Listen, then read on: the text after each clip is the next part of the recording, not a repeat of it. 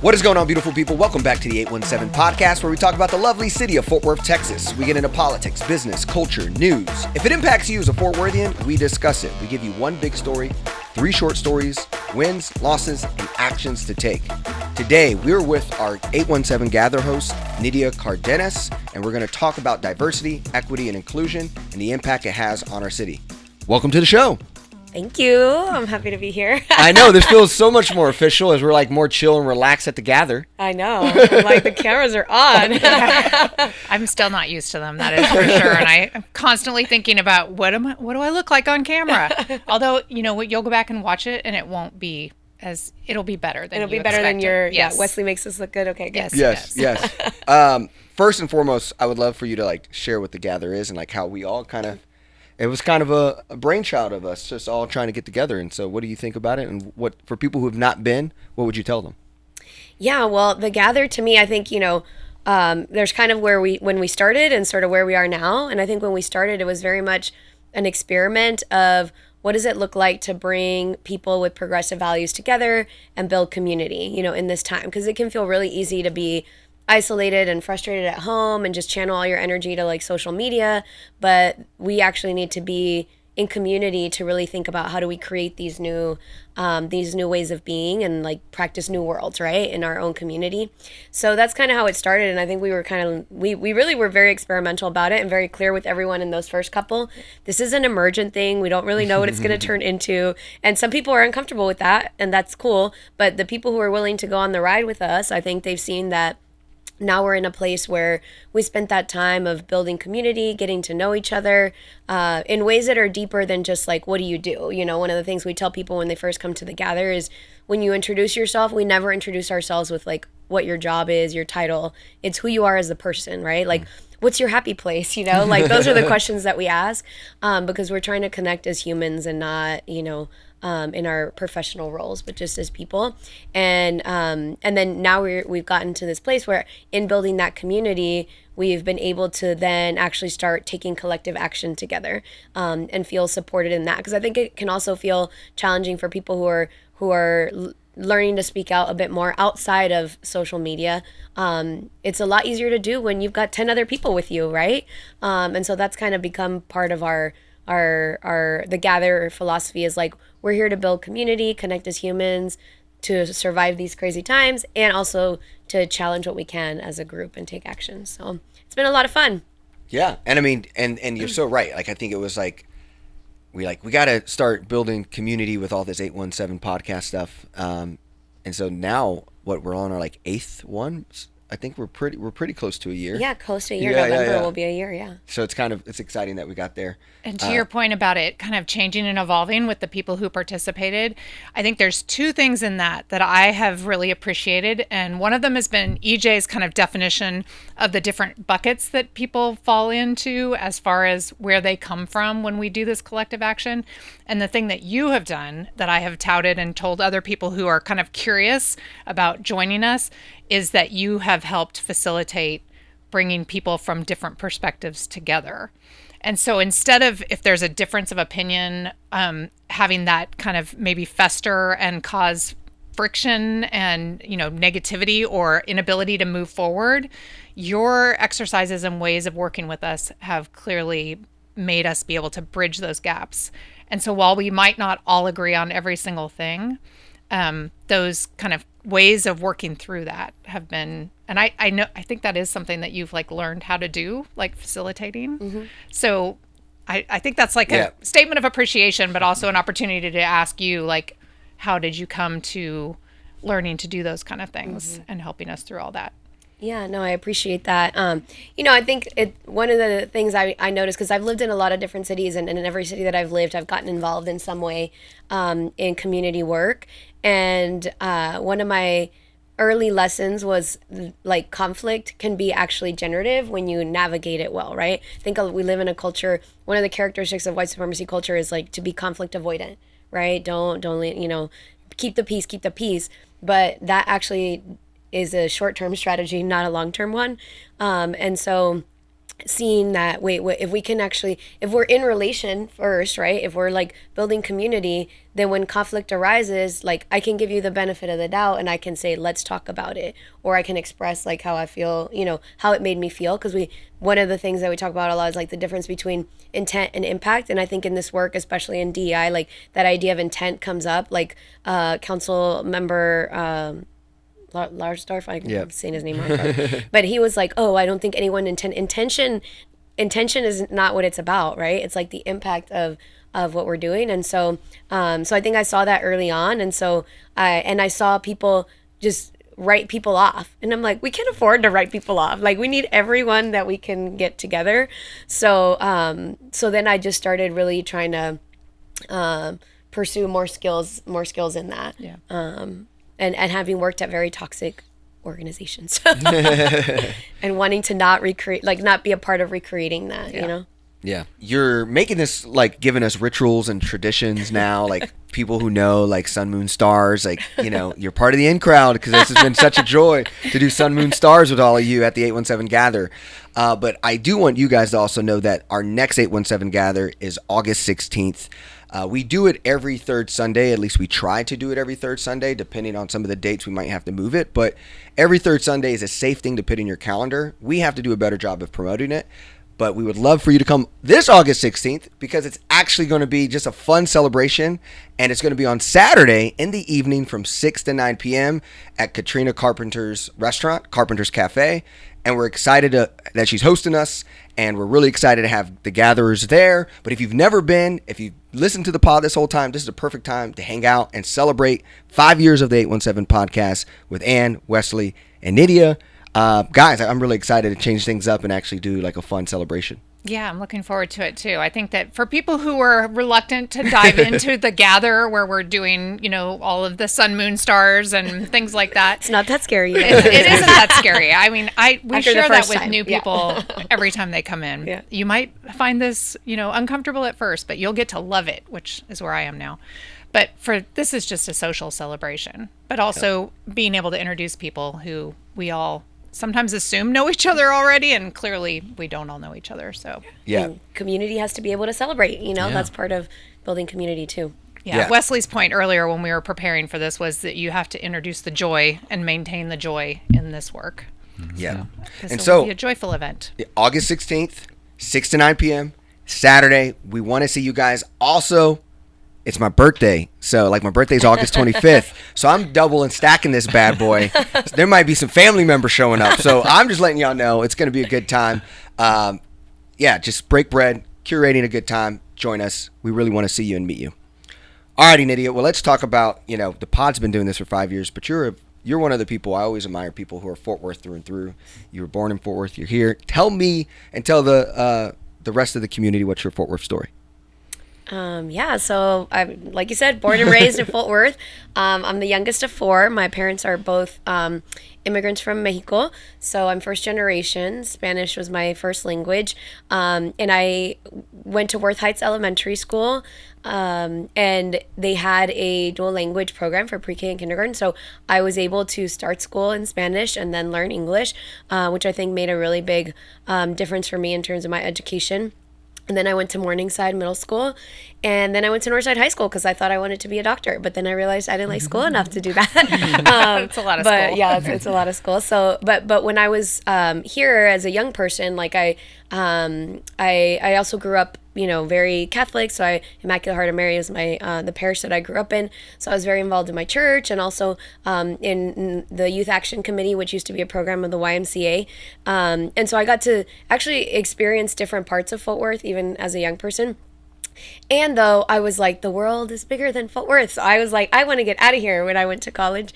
And so, that was part of it, and actually connected to, what we're here to talk about today, like the DEI work. There were several times in my adult life after I graduated from college that I was trying to move back here and live here.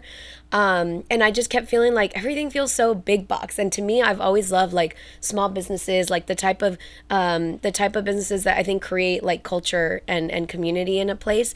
And so my Fort Worth story for a while was like, I don't know, my family, that was my Fort Worth story, right? Like my family and friends, and I would come back often to visit them, but I didn't necessarily see myself living here because I felt like that was a gap for me. Like I loved like the walkability of other places that I lived, and things like that. And so so my Fort Worth story restarted in 2020 when I came back, thinking it was going to be just a COVID temporary relocation to be with family. I was living in LA at the time, and then I got here and I was like, oh, wait a second.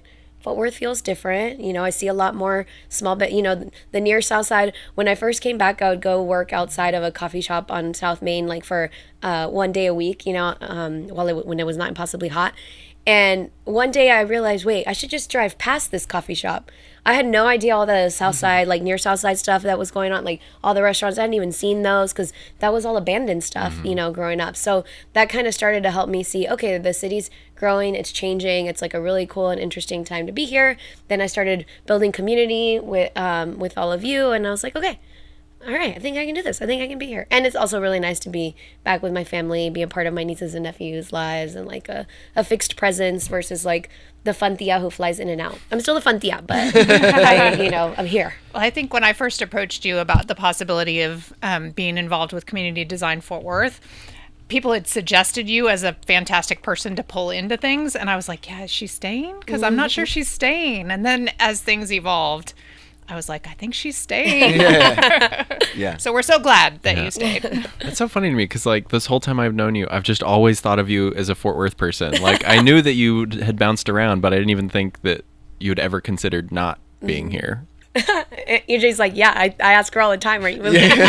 Because I know Nydia is like such a explorer and wanderer and person who just has such a cool like life experiences, in my opinion. And it's like I feel like Fort Worth is so lucky to have Nydia here, and I think the fact that she is staying present because of family and also the potential, I just think that's good for Fort Worth. And if anytime people like Nydia can stay, like go away and want to come back, your kids, you talk about how they don't want to come back. Like the fact that Nydia did experience college and wanted to come back, also at Stanford University, by the way, people. She doesn't like to brag about it, and Michigan for an MBA. So an extraordinary talent wants to come back to our city and deal with all of our small town mindsets. Like, I'm just thankful that she's like kind of feels like committed into this work with us, and kind of feels like committed. I don't want to put it on you that you like now you have to be like, you well, I guess to. Like we're so dependent. Yeah, like if you leave 6 months from now, it's like, all right, cool, but we'll be okay. But the world's better and Fort Worth's better that you're here. Yeah. So that's generous. Thank you. Well, let's go ahead and talk about like I think what's also interesting is how different all of us are. Like I think our leadership styles, our communication styles, and like working through this together. I do want to create context for everyone's listening about why this moment is important and why talking with Nydia is important. Is we all kind of started this as an experiment with different emotions to do so, and then Nydia kind of started like saying maybe what about this whole racial gerrymandering thing happening with Judge Tim O'Hare. And so all that organizing you guys saw us do was really a combustion at the 817 Gather with the Tackets, with Tarrant for Change, with all these groups. And we were kind of early. I actually think that was in April. And then that led to us now being in this kind of DEI moment where now the Trump administration is trying to tell cities to eliminate diversity, equity, inclusion programs if they want to continue to get federal funding. So this has been kind of that, like we've kind of now moved into that. But I just wanted to give you guys space to kind of talk about how you've seen the 817 Gather evolve from having community, but also now kind of making some important change and leading a lot of that change. I mean, I think that when I moved to Fort Worth in 1990, trying to find that community that would be resonant with me and make me want to stay here, took a long time and it was hard. And I think that the Gather, my desire to continue doing that type of work is to make it so that other people looking for that type of community don't have to work so hard. And so in the beginning, it wasn't about finding action necessarily. It was about finding more community. And then it evolved into that action, which I think then gave it more meaning and importance and mission. And that has just been all very positive for me. But her, Nydia's comments about building community and being involved in community wherever she went, that totally resonates with me. And I just think that this is a sustaining way to do that, so that we're not flaring up around a battle that needs to be fought in the moment. We're continually looking at being proactive and flaring up and tackling those battles when they come, but making sure that we can sustain and build community and celebrate joy and all of that along the way. And, we're going to get to the big story, which is the DEI stuff that's going on and why I want to help Fort Worth navigate why this is so important. And I think we're going to have a great conversation. But to give you kind of the trail here, we do have a lot of other big things. We have the budget we're going to talk about. We have the police chief selection coming up. So what we're setting the tone for is this is the start of what I feel is a progressive community and movement of organizers, leaders, activists, all kind of working together and starting to boil something that's special. And so I just want you guys to know, we're going to talk about other things as well that's really right around the corner. Yeah, and it's a lot about engagement. And I think that that's something that has been lacking. People are not connected, don't feel that there's places to plug in and have influence and impact. And I think that to make Fort Worth a better place, making sure that we identify those things and encourage folks to be engaged in these things so that they have input and say in how our community functions and exists. Awesome. So can you set the context of let's say someone doesn't know anything really about diversity, equity, inclusion. They're reading the paper. They're hearing that Fort Worth has this DEI program and Trump wants us to eliminate it.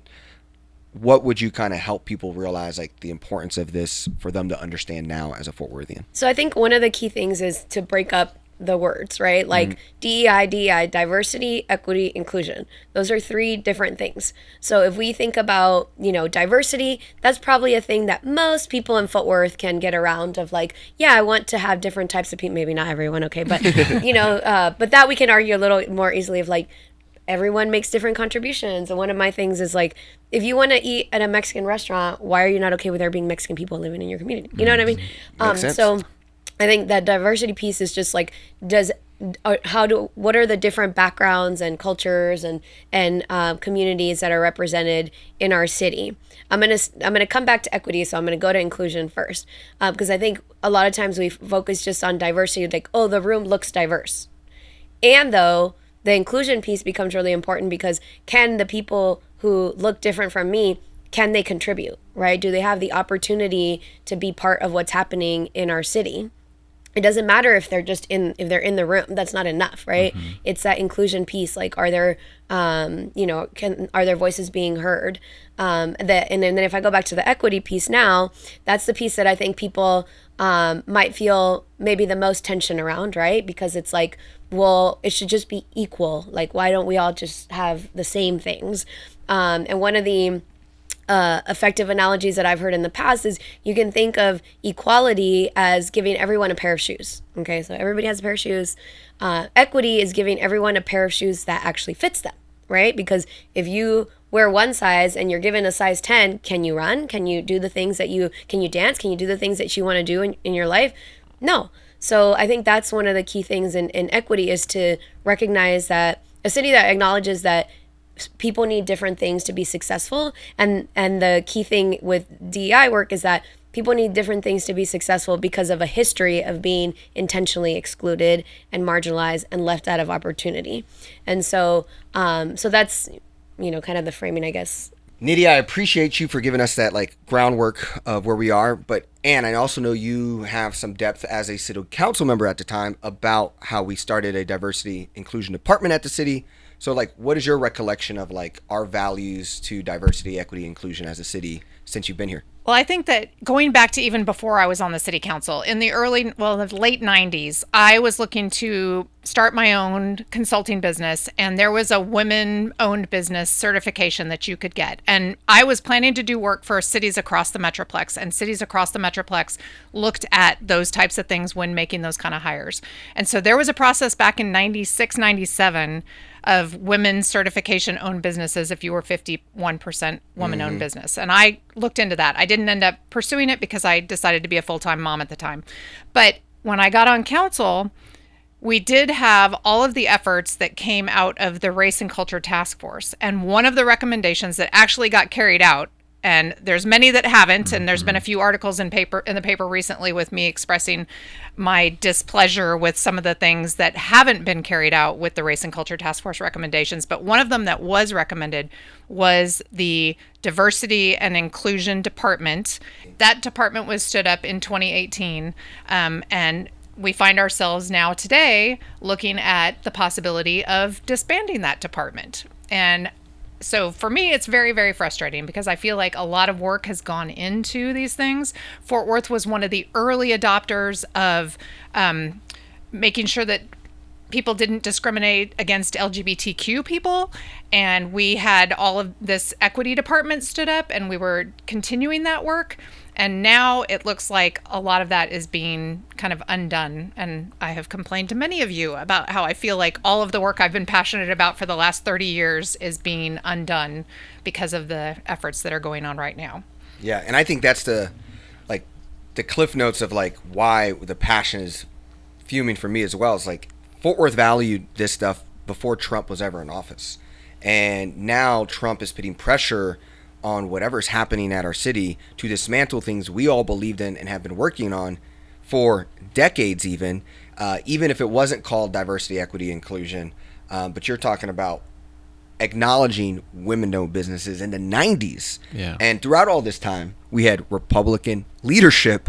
So the idea that the Democrats are being mad about this, or the liberals or the progressives, whatever you want to call it, no, we're just want our honest values of what Fort Worth stands for to be supported and fight for. I mean, not even just Fort Worth, like the country. I think you want to add Yeah, just that as I was looking up when all the licensing and the Office of Minority Business Enterprise was started at the national level, it was by Nixon in 69. So Wow. So a Republican president put in place initiatives that help with equity, and now we're undoing it, or attempting to undo it. We're not. Let's No, speak. the country, like Many people in the federal country level, are. The people who've been majority in power in this state for the last 30 years are trying to undo all of that. And I think it's really frustrating. And we're talking about, we talked about like race, we talked about gender, but the executive order says everything from religion, sex, like sexual orientation, like basically they're not allowing anything to be considered when it comes to which really doesn't make a lot of sense. One of the weird things about all of this happening is that a lot of what the diversity and inclusion department does is make sure that the city of Fort Worth is federally compliant with federal laws, like ADA and stuff like that. And so that's what doesn't make sense about the idea of getting rid of it, is like, in order to follow the law, follow Trump's idiotic executive order would require us to not follow the law. Yeah. Well, and that's why some of the legal- cities are challenging this and saying that it's unconstitutional, because it's asking for things to be undone that carry out those kind of programs and that kind of civil rights and that sort of thing.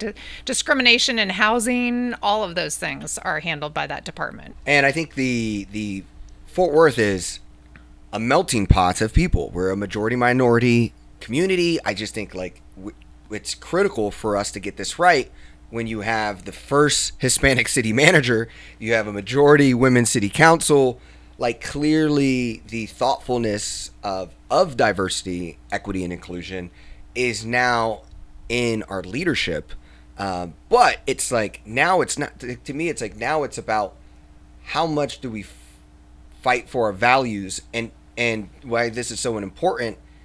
It feels like they're trying to make this a come and go kind of situation. Okay, Next president is Kamala Harris. Up, now we're bringing it all back, guys. Up, DEI in Fort Worth. Up, now the next Republican, Mark Rubio's in office. And now we're going to take it all away again. And that like relationship with these values, these need to be pivotal, like freedom, democracy. Like these are parts of that.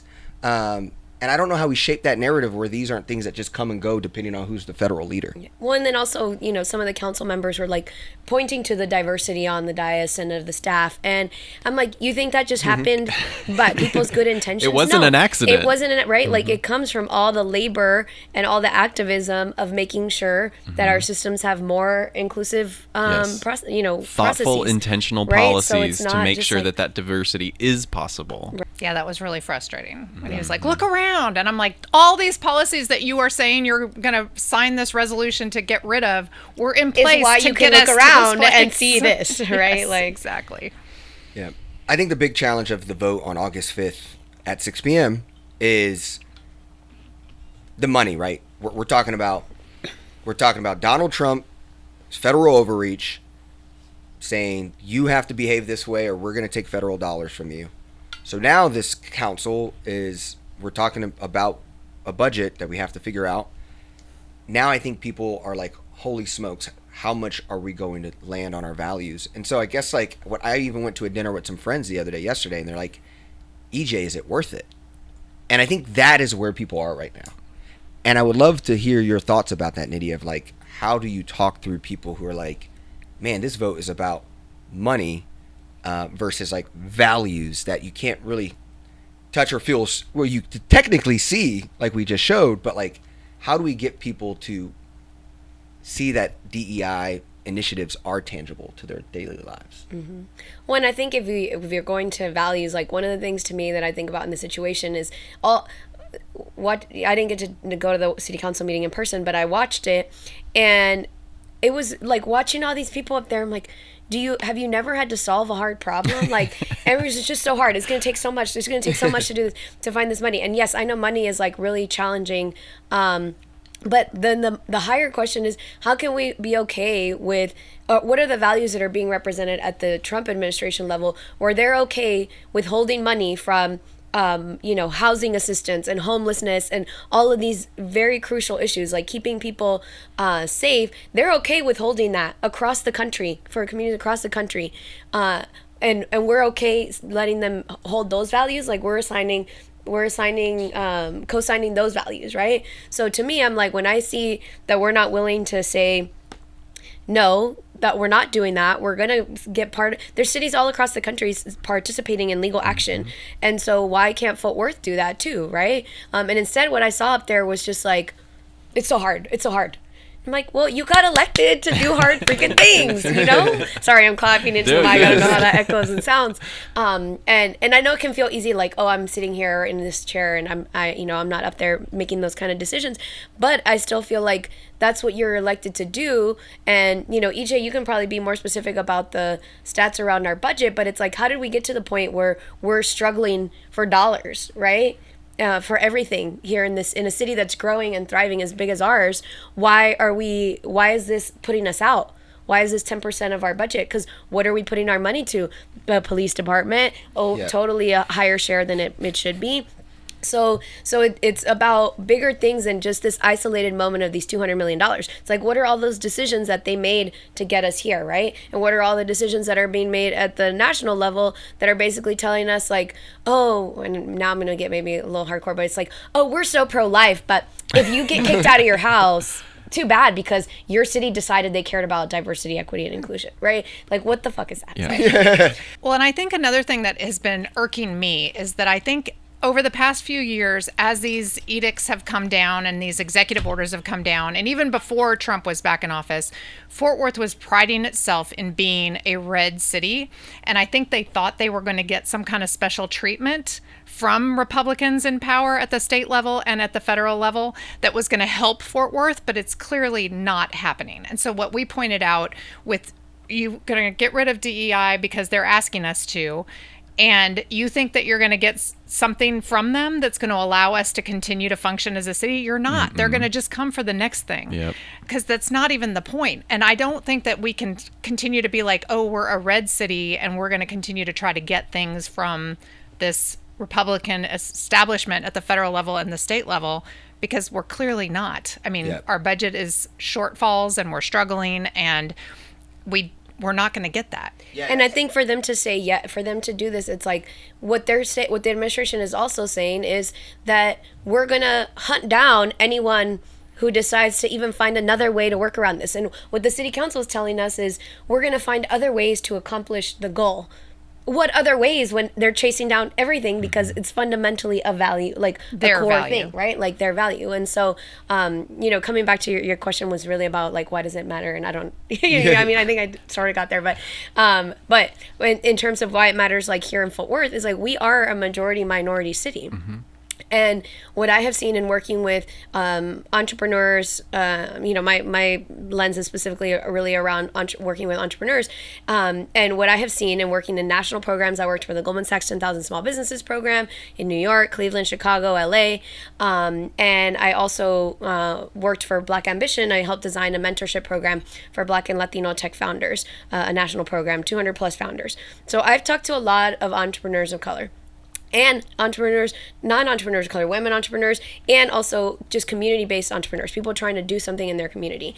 And the stats, and really what happens repeatedly, it's like no matter what city they're in, there's this perspective from the people who decide where the money goes, the loans, the funds, everything, is that people of color are riskier investments. Like that's what the stats show, right? That's why they don't get loan. Like any stat you look up about who gets loans and who gets venture capital, that's what you see. So this whole thing the Trump administration says that disparity doesn't exist, that's a completely false.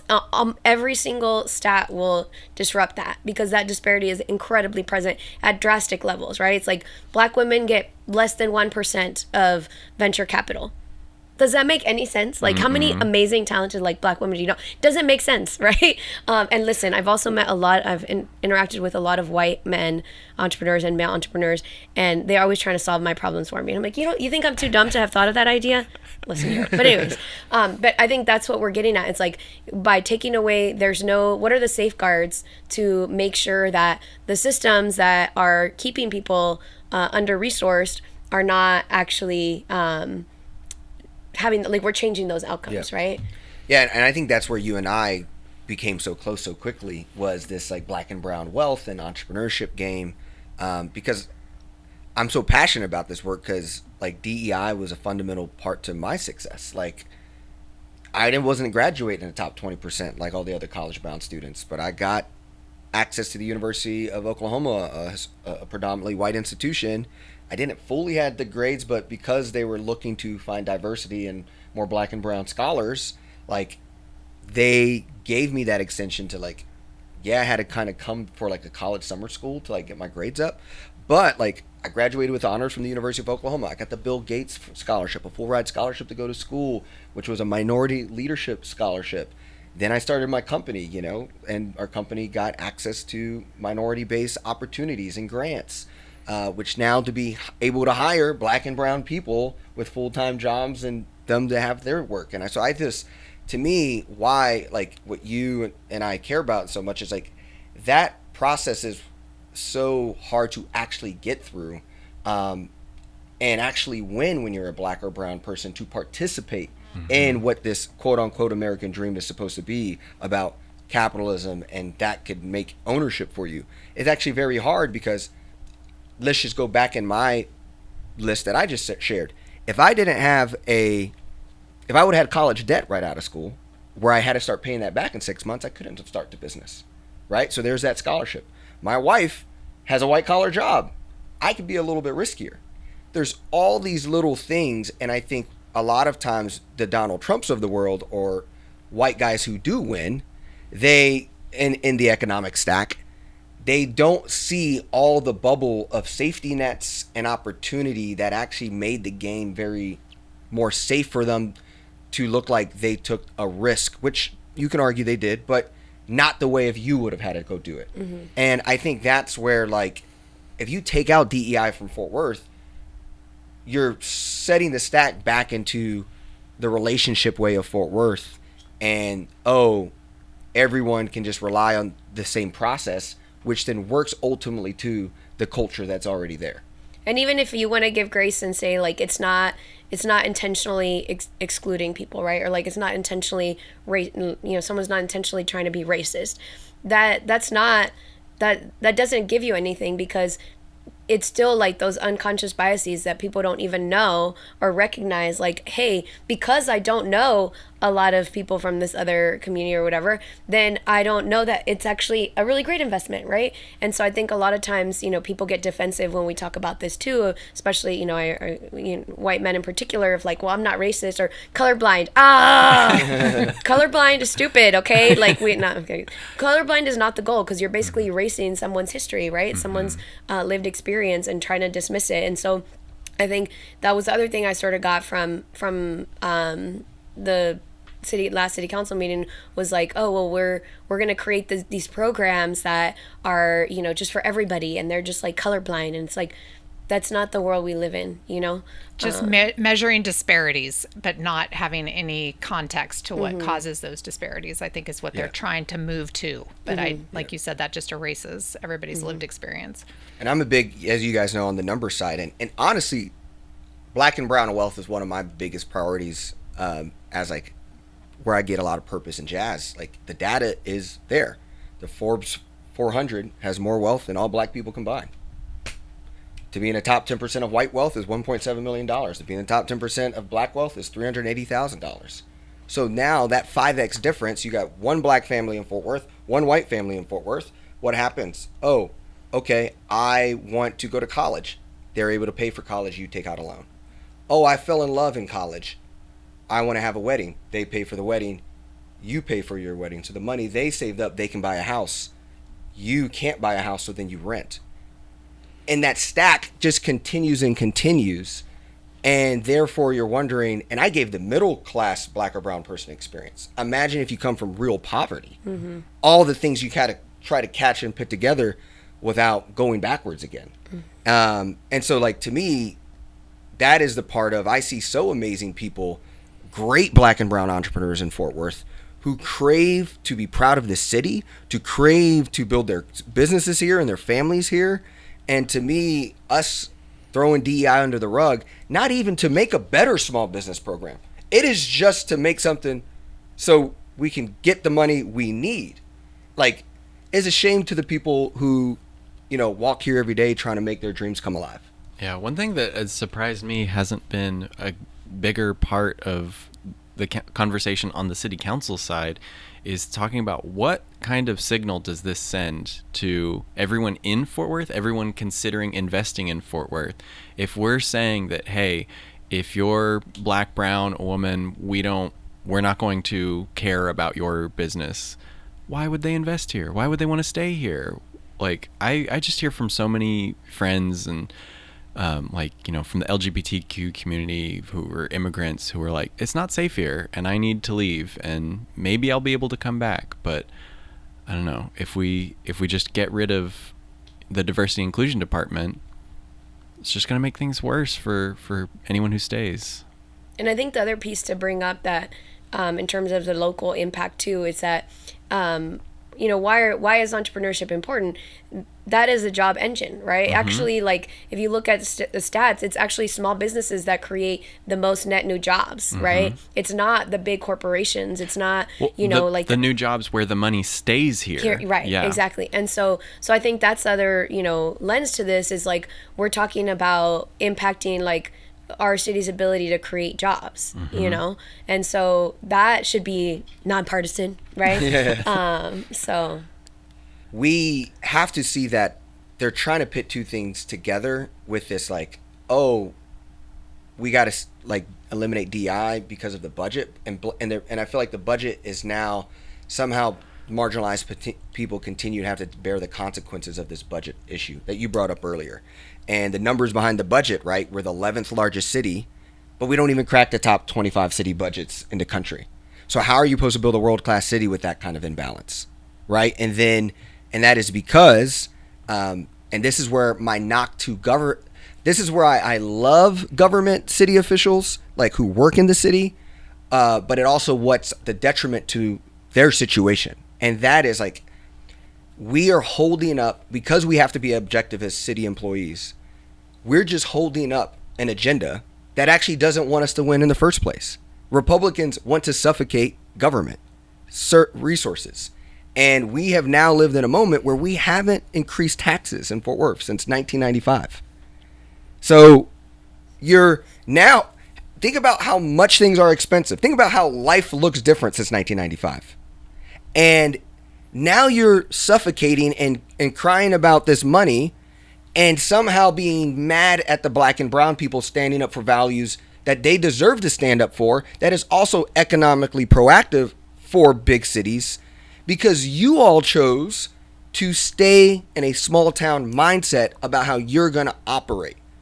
And so, like, for the city official part of this, it's like, I know they have to stay objective, which is why I love them. The only two people that stay objective is scientists with the scientific method and city officials with their charter. But that doesn't mean your charter is right. So that's why I think this activism piece from the people, and people have always changed the world, is so important, because you're never going to make the shift that we need to go from the inside, in my opinion. And that's why this DEI is so important, because on top of that stack, Donald Trump, since the last time we all hung out, is trying to racially gerrymander congressional seats to use his power there. And so, like, now this is a game about power, and it's about race again. We're going to silence black and brown people's voices when the most black people, what state do they live in? Texas is number one. Who is the most majority of people in Texas? Hispanic people.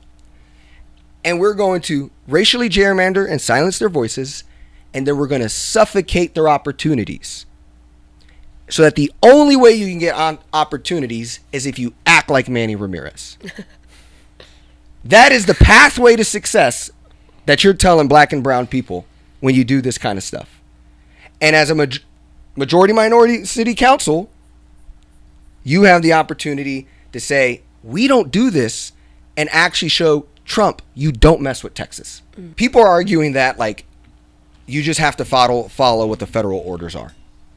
Well, I try to look back, like, when did Fort Worth, Tarrant County not listen to federal executive orders or recommendations? And the last time was Brown versus Board, when we were supposed to have school integration, and Mansfield, Texas has 300 people come out in front of Mansfield High School with costumes of lynched people on trees to say no to black people coming into their school.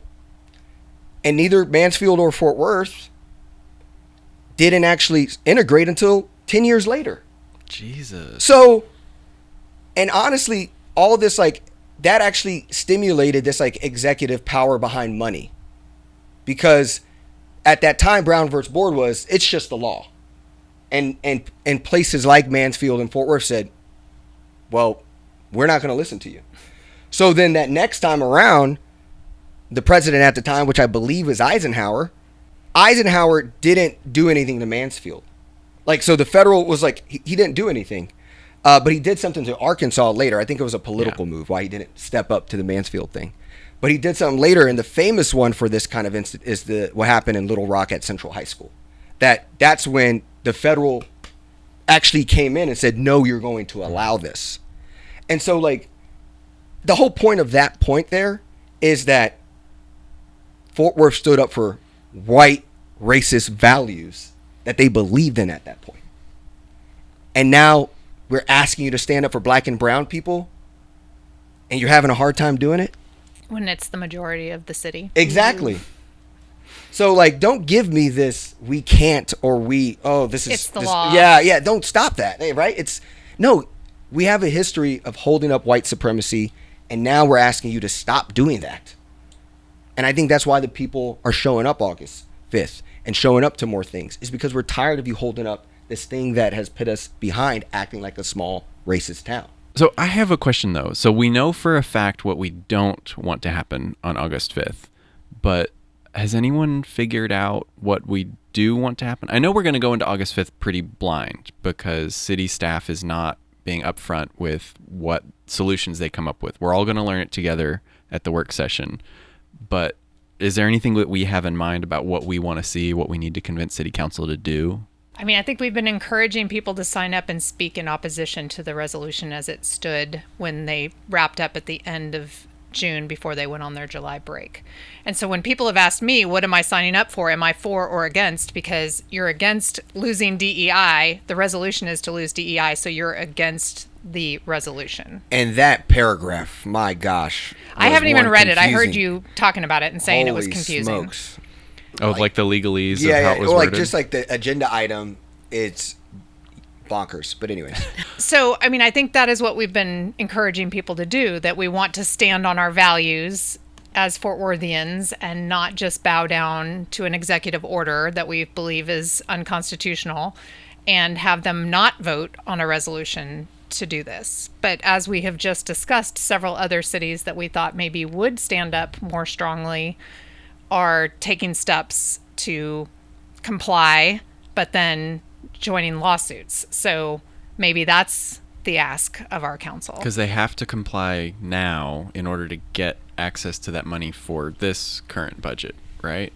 There are certain applications and grant requests and continued funding things. I think that was one of the questions that came up at that last meeting in June about what things were actually in jeopardy and were they in jeopardy before the August meeting, which is why they had agreed to continue it, because they were not. And I don't know what the exact deadlines are, the first ones, like what would be at risk if they don't take some action. I don't feel that's what they should do.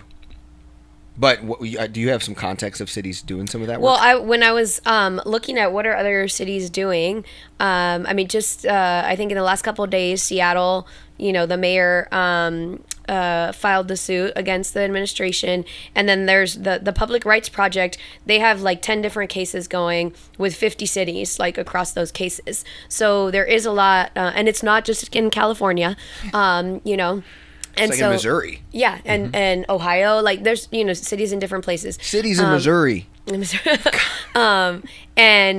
but when in Portland, what they just did is they had already filed the lawsuit against the administration. As we know, those suits are all like tied up in court. But the Supreme Court, I think, did say that they didn't file like the injunction to say that the money had to still go through, right? Like they are allowing the administration to do this, or to withhold the funds while the thing is in court. So then Portland decided we're going to change the mayor issued, I think also in the last couple of days, to the city staff, we're going to, update our mandates to comply with the Trump administration, but they're still pursuing legal action against them as well. So is there a universe in that, right, where we say to city council, the first choice is like, we want you to say no, and we're gonna, file a lawsuit, and though, if you decide to still vote yes to dismantle, can you commit to sign, can you still join the lawsuits, right? So still pursue like legal action. Is that I mean, yeah, enough? I don't know. I feel like they can, when it comes up to a vote, they can amend it right then and there. So like we can get them to add to whatever they're voting on if they do get rid of it to also the voting to do that lawsuit. How does the city decide if they file a lawsuit? And is there? To me, I think we're. I don't know for sure. Yeah, Okay. the city has been so wildly averse to it for decades that it would be a brand new thing for them. It's a lot to ask, but now's a good time to do it. I mean, I think they have, and there is a process, but I just don't know exactly like whether it's the thing Like, does where the city council a certain vote or number of does it? council members could bring it. I think the council does vote on something for sure, but I don't know. It can be brought by the city manager. It can be brought by the mayor, probably. It can be brought by a number of council members together, the same as those council resolutions. Is it possible for it to happen on the 5th? For them to add that they'll join the lawsuit? I mean, I guess they could add that to their motion and direct the staff to take the steps to join a lawsuit. That could be part of it, I'm sure. I think they are going to be given materials ahead of their work session. Hopefully they're not just going to hear the proposal like in the work session. Usually you get your packet the Friday before a council meeting. So hopefully they're all reading thoroughly the packet that they get on Friday, and then, or would have gotten on exactly. Friday. I'm reading it right now. And then they're having an executive session after the work session, because there's obviously going to be legal questions that they're going to have, and they can get those answered in executive session. So the public is kind of sitting out here just relying on what is said in public in order to find out where they think they stand and what they think they might do. Yeah. And hopefully they're also going to take into consideration what the public says in the public meeting on the topic. Mm-hmm. You're itching to say something. You're I hard think no on this strategy. No, it's not. I'm okay with the strategy if that's what happens. Like, but I'd still think it's still not doing what we need to do to get rid of Donald Trump in our country and in the state of Texas. I think it's like going to like how I would answer what we need to do is like, I know it's bringing in all of our short stories, but I attended the Arlington, Texas event where the House had 3 public comment meetings, and one of them were at UTA to talk about the state's congressional maps and how do they get Trump's 5 seats. And a lot of people showed up. I was inspired. There was a rally before. It went on for a long time, too. Like, yeah, it was awesome. And some of our people spoke. Like, it was beautiful to watch. But at the end of the day, we had no power. They already voted. Okay. House is like, thanks, guys. And so what I'm tired of just seeing from both Democrats and politicians and people is like, oh, let's work really hard to like work up Judge Tim O'Hare and get 150 people there. And clearly it didn't matter. Oh, now let's go to the state and let's get vans last minute and let's go do it again. And then again, it doesn't matter because we don't have power. I think the kicker is we need to understand that Fort Worth has power. It is our world to make, not his to make on our city. It is our chance to actually build that collective power and decide who we want to be. And if our politicians don't want to be that bold, then that's why we have racists. And I believe the strategy should be, I wish Mark Vesey, I wish Ramon Romero, all these people saw what we were doing at Fort Worth, because to me, I think our team is actually building real Texas progressive strategy, because Donald Trump tells Governor Abbott, give me 5 seats. Fort Worth is flexing its power and saying, don't mess with Texas, so much that now we're telling you we're standing up to your DEI vote. And what that signals is Fort Worth, Texas stands up to Donald Trump. Dallas does the same vote August 18th. Oh. Yep. Now other cities are inspired, and all of us doom scrolling on our phone, we're like, Fort Worth, Texas stands up to Donald Trump.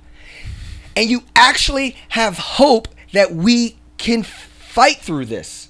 So like, even regardless of if they gerrymander the maps, that people will be so upset that enough of them will vote. Yes. Regardless of what district they've been gerrymandered into. Yes. And we can still fight it. This is about activating people to get excited to fight for their democracy, because at the end of the day, that's what we have to do. And Fort Worth is the front line of that fight. And going from a political strategy perspective is, I believe it's 3 steps. All right. Flex Fort Worth, flip Tarrant County, free Texas. Fort Worth currently does not vote at the rates of Southlake and of some of the suburbs. If you look at the last presidential election, and if you look at it from the 10 city council seats, the 4 Republican city council districts had the same amount of votes as the 6 Democratic districts. Now, that is showing you that Fort Worth has a lot of untapped, apathetic, uninterested in voters. And continue to sound like city people and just say, well, executive, and you're not going to excite them. We have to wake up people to be activated and care. We are the people that make people get the popcorn and start watching. That is who we are. And we're creating why people need to know what's going on. And that's the strategy. Wake up, Fort Worth. We already are blue. But we have, like I just said, that's 6 seats. Jeanette and Carlos had less votes than Macy Hill brought out during the presidential election. With no opponent. So it's like, these people aren't talking to their precinct right now. And this is a chance to people get bold. And I think this DEI vote, what makes me so excited, regardless of where this vote goes, is look how many people are stirred up. Look at how Mayor Parker and the city manager try to change the meeting from 6 p.m. to 1 p.m. And this is why, Chris Nettles was fighting for us to have a better city manager process. Because at the end of the day, the city manager and the mayor dictate the agenda. Mm-hmm. And so now that our collective group helped mobilize and the council to mobilize to fight to get it back to 6 p.m. so that these black and brown entrepreneurs we talked about earlier can actually make the meeting because they're not at work. Yeah. Well, I just want to give context for that. So a work session is a publicly viewable session where city council meets. You can't sign up to speak, but that's usually when they're getting presented by city staff, like, what's going on. And then an executive session is when city council meets privately with a lawyer. And then on August 5th at 6 p.m. was just supposed to be public comment. And so what we all learned late last week was that they tried to sneak in a special vote just for DEI at 1 p.m. before anyone who had already signed up to speak would have a chance to speak. And so that meant that they were going to have public comments. Like, you could sign up to speak. It was a special meeting. But if the meeting was at 1 and the public comment was at 6, then... No. There would have been public comment at 1. Public comment for that resolution. During the day? Yeah. So last minute when no one knew? Even city council wasn't even aware. They had to call a special meeting to put this item on a agenda. Mm-hmm. They could easily have done it at 6 o'clock, made that regular meeting that's already on the calendar as just a public comment meeting. They could have added this special meeting to it. From the beginning, and kept it at a time when that would be accessible. When people were already planning to be there. And that's what they should have done. Yeah. But instead, they proposed doing it at 1 o'clock, which... you all have pointed out would have made it very difficult for people to sign up and talk about. And maybe people would have assumed it was the regular 6 o'clock meeting and signed up for that and completely missed the 1 o'clock meeting. And so that was not a good look. Exactly. And they should have just looked at that 6 o'clock meeting. They had to add something to it in order to put this resolution on it, because the way it stood, it was just a public comment meeting without other items on the agenda. Yeah. And constituents reached out. Yes, exactly. That's my understanding, is that once we all learned the fuckery that they were attempting to do, then we all spoke up and got it switched. And the understanding of that is some of the council members weren't even aware of that. Exactly. Yeah. And so it's like... they were victim to the fuckery too. Yeah, exactly. And it's like... that's my whole point of, like, I think the executive order just still holds water for the Fort Worth way to still stay where they are. It is time to close a chapter. Mm-hmm. At the end of the day, that's what this is about. And yes, I think the 277 million is an interesting dynamic. I believe I would strategize is a motion to use police budget, because it's community. If you're about community policing, the services that they're trying to take away is ways that you could use those funds to make sure that people stay in their homes. People do not, because if these things do happen, could crime go up? It sounds like a great time to actually start using these dollars that you want to use in a proactive way to ensure people are safe, secure in their environments. But if that is considered a cut to police budget, the state has already put in place laws. But I'm not saying it's against it. I'm not saying that. I'm saying it's a proper way to use it. If you use the agenda of the budget. Oh, I agree, it's a proper way to use it. Then why the you say state it? has basically said we cannot. But the state has come in and said you cannot reduce the police budget any more than you reduce the overall budget. But can you allocate it within? Could it be the police department doing the housing assistance fund? Yeah, it's not reducing. Like, you know what I mean? It's not reducing. And why are we caring about? Why are we giving up because of those? I'm not saying we should give up. But those phrases make excuses to not break through. We're actually in this Fort Worth because of Governor Abbott. Governor Abbott wants to make Fort Worth the Republican city on a hill so he can go around across this country and say, look at this city. This is what a city looks like when it's under Republican leadership. Man, if these blue cities could just get it together. Yeah, and it's like he is doing this to us. And he spent the last year eliminating DEI from our university systems. No one wants to work at a Texas university. Nobody wants to enroll their kids at a Texas university. I met a girl named Daniela at a college prep conference right here in downtown Fort Worth. She said she wanted to be a dentist, and instead she's being a dental assistant at TCC. And I said, why are you not going to be a dentist? She says, because I'm an immigrant and I don't get the federal funding in Texas. Quit making excuses for people to be mediocre. It's over. It's time to dismantle this shit.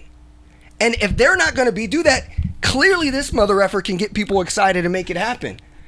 So it's time for us to flex our power. 817 Gather, 817 Pod, and realize it's no more. And that's why I think like Fort Worth is 1% increase in the election is 4,000 votes for the Democrats. If Elisa Simmons is going to one day win county judge, it's because Fort Worth wakes up. It doesn't continue to play the game. It wakes up and realizes, holy shit, we're the ones who will create the new game for everybody else. Yeah. I think Fort Worth is definitely at an inflection point, and I think it can do all of these things. I think it absolutely can. I think we don't bury our heads in the sand about the things that have been put in place systematically to try to stop us from doing those things, because other cities tried to do these things. And this local control battle has been going on for over 10 years. Denton tried to stop fracking. Yep, the state said no. Yeah. You know, other cities tried to do other things. Austin has tried to do all kinds of things, and the state has just come in and quashed them. And now even Fort Worth is getting quashed, even though we tried to play along with, we are a Republican city and we're going to get some kind of special treatment. This is why you don't give in to a bully. We are all being quashed by the same rules and regulations. For all urban areas, all big cities are being held back. And that's also like if we ever can get past, like when we get past this, I think I'm blown away how there's not more of a big blue city alliance. Like there's not more like the Dallas mayor. I mean, right now the Dallas mayor's, we got to get rid of him too. But like the Dallas mayor, the Houston mayor, the San Antonio mayor, the Austin mayor, and Fort Worth eventually mayor, when we can act like a big blue city, all sits together with, if their councils are a part of it, and you start strategizing to build collective power. Because you're right, if Fort Worth stands up to DEI, but then Dallas doesn't, and then Houston doesn't, it doesn't really hold as much weight. But what if all five did? Right? Wait. We're the economic engines of this state, Mr. Abbott. Wait, we're the majority of the population. So that is how we get out of this. It's starting to build real power against the current way that's got us this way in the first place. Yeah, and I think, you know, part of it is like, even going back to the city council meeting, it feels like the council was basically only given the option of we lose $277 million or we get 200, right? Like there's no nuance to it. No true problem solving from what I could see in that meeting. And I plan to go to the work session on Tuesday to hear, you know, what the plan that they came up with over this last month. But I remember Deborah, people was asking, like, is there actually going to be a plan? Like, are you going to come up with a plan, or are we just kicking the can, you know, down the road? And so to me, that's also part of it. It's like, where are our problem solving skills, like as a city, to where we can say, like, we're not going to be just pushed into a corner, right? How can we actually come up with options? If I'm a city council member, I want options. I don't want It's hard. I don't want it's hard to binary. I don't want to live in a binary world. I want options. And so even I didn't hear that necessarily. And I don't know if I definitely didn't hear the mayor. The mayor kept being like, well, tell them about how this part is making it hard. And tell them about how this, right? Like she kept going to her team to talk about what's making it hard. She is the biggest one on trouble. Like the reason why we are seeing the real Mayor Parker right now, because the person who's getting squished in all this is her. Like she's tried to be this moderate facing person and hide all this stuff. And the sad thing about her is like, this is ultimately to eliminate her too, because she's not extreme enough for them. So you're automatically in a tough spot. And we don't need to feel like, oh, enable that and like, oh, but she's no, we gave her 5 years. We gave her a shot. And now she's trying to save her own butt by scaring it and making it so big because she has the most news. If Fort Worth stands up, when Fort Worth stands up to DEI, there's a knock on the door or a call from the governor instantly. Heck, there might be a Trump tweet that says, and now women cannot lead cities. Women cannot lead cities. Yikes. That'll be it. But look what happens though. Fort Worth is now active in politics, and I believe when Fort Worth is active in politics and this lightning bottle strikes, and if it's not this time, it will. It's not this time, it's will. Judge Tim O'Hare taught us how to do this. So this is only stage 2. We got 2 more years. And so when the lightning in a bottle happens, Fort Worth will activate, Fort Worth will care, Fort Worth will then vote.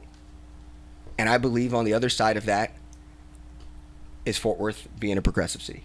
The other thing is going back to that city council meeting, Carlos Flores, his whole thing, Councilmember Flores, he was saying how, this isn't about agreeing or disagreeing with something. I'm like, do you know what you're even agreeing with, man? Like, you're basically agreeing with, like, the dehumanization of your community, my community, like, everything I am as a person. So you making it seem like I'm up here whining because I disagree with someone. No, okay? We are there because they're literally, like, threatening people's well-being, right? And so and I feel like for me, that's one of the frustrating things, like, and being a, Latina, growing up in Fort Worth, it's like, where is our Latino leadership? Instead of him fighting for our community, he's telling our community, be more careful about what you're posting. You're fostering fear of ICE, right? Like, he had this whole thing last month about how everybody needs to be more careful with what they're posting because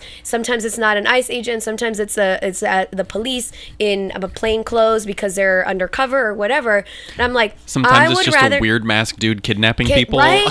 How can you even know who is a freaking ICE, right? Like, ICE is being so reckless right now, and they have a mandate to do all kinds of crazy things. And so I'm like, instead, that video should have been like, I recognize that this is creating a lot of fear in our community. These are some things we're trying to do to keep our community safe, right? No, instead he's like, don't post these videos. I would rather be wrong, post a video of, some plainclothes officers than have someone from my community be taken. So exactly. I'm happy to be wrong. So that's where I'm like, what are you doing? Like, what are you doing up there that's the decision that you made? And of course that it fell on him, of course, being the council member. Where did he say this? He did there was a news segment. Post. Yeah, no, but he also had a news segment, and is it Interim Chief Aldridge, or how do we refer to him? Okay, yeah. He was on there too, saying how some of these are plainclothes officers, and it's not always ICE, and That's and bad. then we had our mayor say we're going to cooperate with ICE when it comes to criminal activity in the interview of the New York Times, like, of mayors from cities across the country. So I'm like, what are people supposed to do in that situation? So we have all this lack of safety and angst, and I had another council member tell me that, there's a lot of angst and feelings, but here are the facts. And I'm like, angst is a fact. The fact that I feel angst is a freaking fact, okay? Yep. And so that is creating some of this too. Well, we all like going down if Carlos Flores is doing ICE propaganda. Not ICE propaganda. Well, I mean, like, police propaganda and like ICE is, like we're screwed for this DEI vote then if that's what he's doing in his time in July. Like, if that's what he's doing. Did anything that he say in the last city council meeting make you think that he's not going to vote? Well, I think. For dismantling? Well, I actually, the hope that I have is he voted for the resolution against Judge Tim O'Hare. He voted against Mercy Culture with Jeanette on not doing that. That could have been a favor to Jeanette maybe, and not like a real belief point. I don't know, but like a couple of the big ones, he kind of surprises me. Yeah, so that's the thing, is like, I'm glad we have a left-leaning city council finally, but having Carlos Flores be the swing vote when he's the most status quo guy, that's concerning to me. Yeah.